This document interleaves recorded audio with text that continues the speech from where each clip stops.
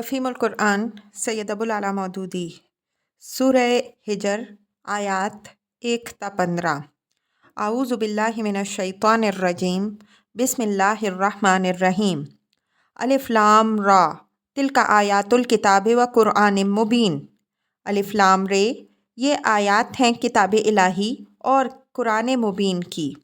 تفسیر: یہ اس سورہ کی مختصر تعارفی تمہید ہے جس کے فوراً بعد ہی اصل موضوع پر خطبہ شروع ہو جاتا ہے۔ قرآن کے لیے مبین کا لفظ صفت کے طور پر استعمال ہوا ہے۔ اس کا مطلب یہ ہے کہ یہ آیات اس قرآن کی ہیں جو اپنا مدعا صاف صاف ظاہر کرتا ہے۔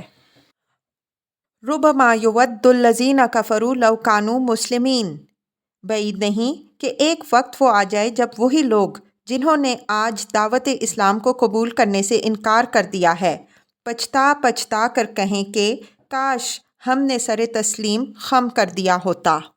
ذرہم یأکلوا ویتمتعوا ویلہہم الامل فسوف یعلمون، چھوڑو انہیں، کھائیں پئیں مزے کریں اور بھلاوے میں ڈالے رکھیں ان کو جھوٹی امید، عنقریب انہیں معلوم ہو جائے گا۔ وما اہلکنا من قریۃ الا ولہا کتاب معلوم، ہم نے اس سے پہلے جس بستی کو بھی ہلاک کیا ہے اس کے لیے ایک خاص مہلت عمل لکھی جا چکی تھی۔ تفسیر: مطلب یہ ہے کہ کفر کرتے ہی فوراً تو ہم نے کبھی کسی قوم کو بھی نہیں پکڑا، پھر یہ نادان لوگ کیوں اس غلط فہمی میں مبتلا ہیں کہ نبی صلی اللہ علیہ وسلم کے ساتھ تکذیب و استہزاء کی جو روش انہوں نے اختیار کر رکھی ہے اس پر چونکہ ابھی تک انہیں سزا نہیں دی گئی، اس لیے یہ نبی سرے سے نبی ہی نہیں ہے۔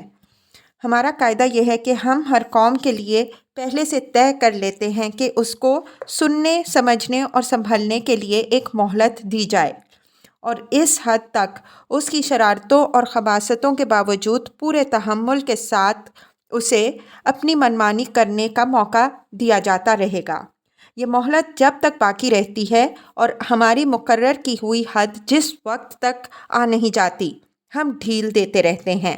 مہلت عمل کی تشریح کے لیے ملاحظہ ہو سورہ ابراہیم حاشیہ 18۔ ما تسبق من امۃ اجلہا وما یستأخرون، کوئی قوم بھی نہ اپنے وقت مقرر سے پہلے ہلاک ہو سکتی ہے نہ اس کے بعد چھوٹ سکتی ہے۔ وَقَالُوا يَا أَيُّهَا الَّذِي نُزِّلَ عَلَيْهِ الذِّكْرُ، یہ لوگ کہتے ہیں اے وہ شخص جس پر ذکر نازل ہوا ہے۔ تفسیر: ذکر کا لفظ قرآن میں اصطلاحاً کلام الہی کے لیے استعمال ہوا ہے جو سراسر نصیحت بن کر آتا ہے۔ پہلی جتنی کتابیں انبیاء علیہم السلام پر نازل ہوئی تھیں وہ سب بھی ذکر تھیں، اور یہ قرآن بھی ذکر ہے۔ ذکر کے اصل معنی ہے یاد دلانا، ہوشیار کرنا اور نصیحت کرنا۔ اِنَّکَ لَمَجْنُونَ، تو یقیناً دیوانہ ہے۔ تفسیر: یہ فقرہ وہ لوگ طنز کے طور پر کہتے تھے، ان کو تو یہ تسلیم ہی نہیں تھا کہ یہ ذکر نبی صلی اللہ علیہ وسلم پر نازل ہوا ہے، نہ اسے تسلیم کرنے کے بعد وہ آپ کو دیوانہ کہہ سکتے تھے۔ دراصل ان کے کہنے کا مطلب یہ تھا کہ اے وہ شخص جس کا دعویٰ یہ ہے کہ مجھ پر ذکر نازل ہوا ہے۔ یہ اسی طرح کی بات ہے جیسی فرعون نے حضرت موسیٰ علیہ السلام کی دعوت سننے کے بعد اپنے درباریوں سے کہی تھی کہ اِنَّ رَسُولَکُمُ الَّذِی أُرْسِلَ إِلَیْکُم لَمَجْنُونٌ، یہ پیغمبر صاحب جو تم لوگوں کی طرف بھیجے گئے ہیں ان کا تو دماغ درست نہیں ہے۔ لَوْ مَا تَأْتِینَا بِالْمَلَائِکَةِ إِن کُنتَ مِنَ الصَّادِقِینَ، اگر تو سچا ہے تو ہمارے سامنے فرشتوں کو لے کیوں نہیں آتا؟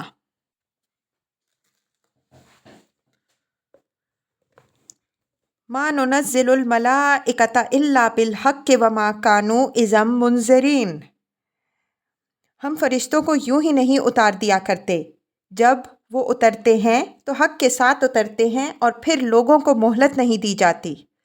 تفسیر: یعنی فرشتے محض تماشا دکھانے کے لیے نہیں اتارے جاتے کہ جب کسی قوم نے کہا کہ بلاؤ فرشتوں کو اور وہ فوراً آ حاضر ہوئے، نہ فرشتے اس غرض کے لیے کبھی بھیجے جاتے ہیں کہ وہ آ کر لوگوں کے سامنے حقیقت کو بے نقاب کریں اور پردہ غیب کو چاک کر کے وہ سب کچھ دکھا دیں جس پر ایمان لانے کی دعوت انبیاء علیہم السلام نے دی ہے۔ فرشتوں کو بھیجنے کا وقت تو وہ آخری وقت ہوتا ہے جب کسی قوم کا فیصلہ چکا دینے کا ارادہ کر لیا جاتا ہے۔ اس وقت بس فیصلہ چکایا جاتا ہے، یہ نہیں کہا جاتا کہ اب ایمان لاؤ تو چھوڑے دیتے ہیں۔ ایمان لانے کی جتنی مہلت بھی ہے اسی وقت تک ہے جب تک کہ حقیقت بے نقاب نہیں ہو جاتی۔ اس کے بے نقاب ہو جانے کے بعد ایمان لانے کا کیا سوال؟ حق کے ساتھ اترتے ہیں کا مطلب حق لے کر اترنا ہے، یعنی وہ اس لیے آتے ہیں کہ باطل کو مٹا کر حق کو اس کی جگہ قائم کر دیں، یا دوسرے الفاظ میں یوں سمجھیے کہ وہ اللہ تعالیٰ کا فیصلہ لے کر آتے ہیں اور اسے نافذ کر کے چھوڑتے ہیں۔ اِنَّا نَحْنُ نَزَّلْنَا الذِّكْرَ وَإِنَّا لَهُ لَحَافِظُونَ۔ رہا یہ ذکر تو اس کو ہم نے نازل کیا ہے اور ہم خود اس کے نگہبان ہیں۔ تفسیر، یعنی یہ ذکر جس کے لانے والے کو تم مجنون کہہ رہے ہو، یہ ہمارا نازل کیا ہوا ہے، اس نے خود نہیں گھڑا ہے، اس لیے یہ گالی اس کو نہیں ہمیں دی گئی ہے، اور یہ خیال تم اپنے دل سے نکال دو کہ تم اس ذکر کا کچھ بگاڑ سکو گے۔